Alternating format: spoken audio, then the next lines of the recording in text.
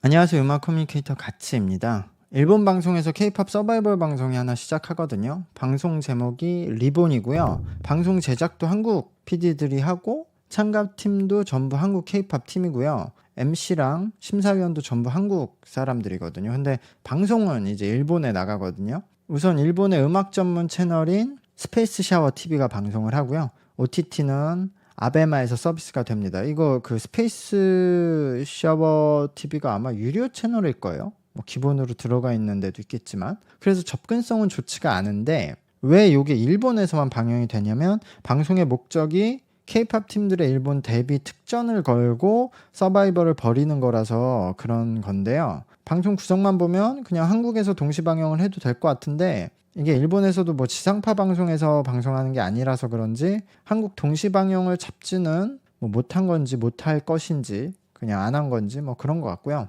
MC는 장근성님 그리고 심사위원회 신유미, 김태우, 효진초이님 이렇게 나오는 것 같아요. 일본에서의 데뷔를 건 리얼리티 서바이벌 리본 시작하겠습니다. この番組はカチカチカチカチの提供でお送りします。 참가팀은 한국의 K-팝 그룹 12팀인데요. 비주류 보이그룹의 서바이벌이었던 피크타임하고 비슷한 구성으로 보이거든요. 그래서 방송 진행은 로드 투 킹덤처럼 할지도 모르겠는데 이게 전체적으로 어쨌든 피크타임 느낌이 날 것 같고 근데 이게 일본 데뷔 특전이 우승 상품인데 대부분의 K-팝 팀은 일본에서 이미 활동을 하잖아요. 그래서 일본에서 뭐 활동을 안 한다. 어쨌든 그런 팀을 모으다 보니까 참가 팀들이 다소 생소한 팀들이 많아요. 그러니까 피크타임하고 비슷한 느낌이 된다는 건데요. 실제로 피크타임에 참가를 했던 팀이 12팀에 4팀 이상이 되는 걸로 보여요. 제가 아는 건 4팀. 그리고 그 중에서 다크비를 제외한 팀들은 다 1차, 2차에 탈락을 했었기 때문에 초반에 탈락을 했었기 때문에 엄밀히 말하면 피크타임보다도 더 비주류 팀들이 많은 것 같아요. 왜냐면 참가팀들을 보면 그 피크타임 초반에서 탈락된 팀들이 여기서는 좀 네임드가 될 것으로 보여지거든요. 그리고 어쨌든 뭐 이런 식으로 모으는 것도 어쨌든 참가팀 확보가 힘들었는지 사실은 일본에서 활동한 적이 있는 팀들이 많이 포함되어 있어요. 사실 그 피크타임에 참가했던 팀들의 다수가 일본의 한인타운에서 주로 활동하는 팀들이었거든요. 그 시노쿠보 도르, 시노쿠보 돌, 시노쿠보 아이돌 이렇게 부르는데 어쨌든 이 방송도 대부분 이미 일본에서 그 한인타운, 시노쿠보를 거점으로 활동하는 팀들인 것 같은데 아마 일본에서 활동한 적이 없다 이것보다는 그러니까 일본 데뷔를 일본 정식 데뷔 일본 메이저 데뷔를 걸고 대결한다는 그런 식으로 풀어나갈 걸로 보입니다. 아마 지금 한인타운에서 활동하는 많은 팀들이 그냥 프리 데뷔 이런 형식으로 활동을 하니까요. 그래서 제가 참가팀을 뭐 다 소개하긴 뭐 이력이 크게들 없어서 어려울 것 같고 간단히 소개를 하면 어쨌든 피크타임에서 최종 4위를 한 다크비가 아마도 가장 유명한 팀일 것 같고요. 브레이브엔터 소속이고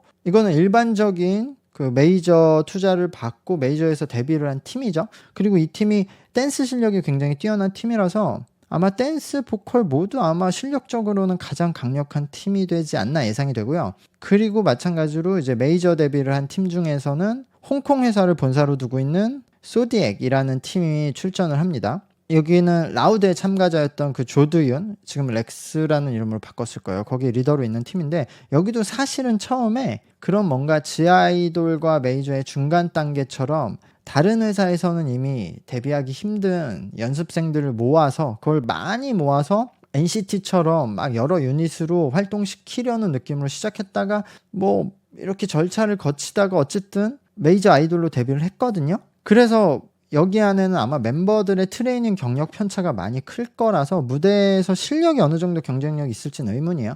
어쨌든 그 외에는 대부분 프리 데뷔 형식으로 일본에서 그런 소극장 위주로 활동하는 팀이었는데 디그니티 그리고 BXB, 에이머스 같은 팀은 피크팀에 나왔던 적이 있고요.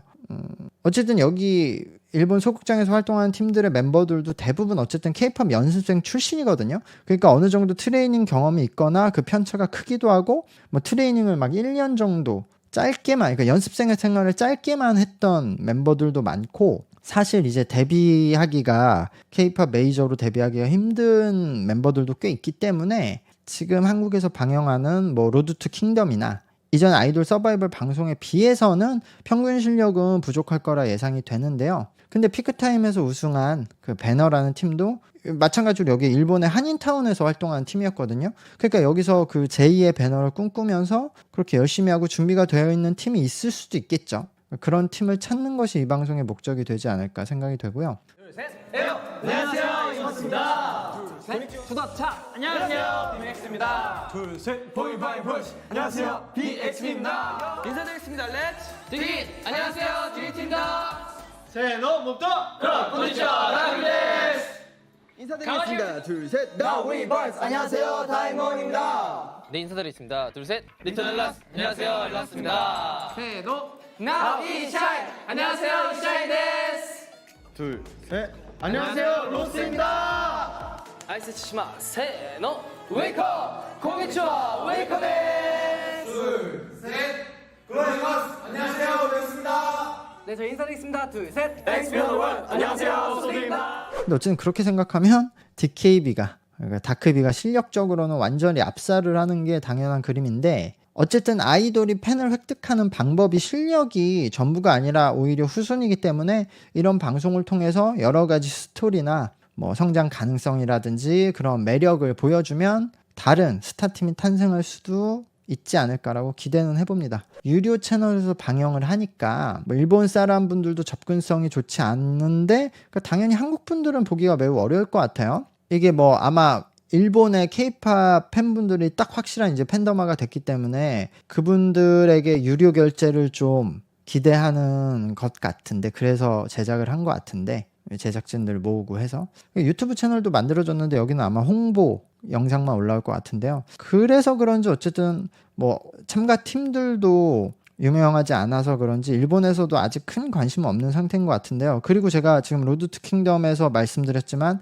아예 그냥 신인 아이돌을 제작하는 서바이벌 오디션, 개인 오디션이면 팬들이 많이 보는 구성이 되는데 이렇게 이미 있는 팀으로 붙이면 같은 K-팝 아이돌 서바이벌이라도 관심이 떨어질 수밖에 없는 구성이 되거든요. 근데 어쨌든 여기는 팀 대결이지만 다수가 거의 모르는 사람들이다, 신인이다, 그런 점은 있겠죠. 근데 팀 구성 자체의 서바이벌이 좀 불리한 점이 있어요. 한계가 있어요. 그래서 어쨌든 지금 일본에서도 큰 관심이 없는데 저는 그 OTT를 통해서 방송을 볼 수 있으니까 방송을 보고 리뷰를 할 만할 것 같으면은 뭐 이것도 매회 리뷰를 하고 그게 아니면 요 소개 영상으로 끝날 것 같은데 만약에 제가 리뷰를 한다면 한국 분들은 영상을 못 보더라도 제 요약본으로 보셔도 될 것 같고요. 그 피크타임에서 배너가 우승한 이후에 사실 뭐 큰 화제가 안 되었고 피크타임도 성적이 엄청 좋진 않았고 그래서 사람들 일반 대중성에서는 또 쓱 잊혀졌지만 틱톡이든 유튜브든 알고리즘이 추천을 해줘서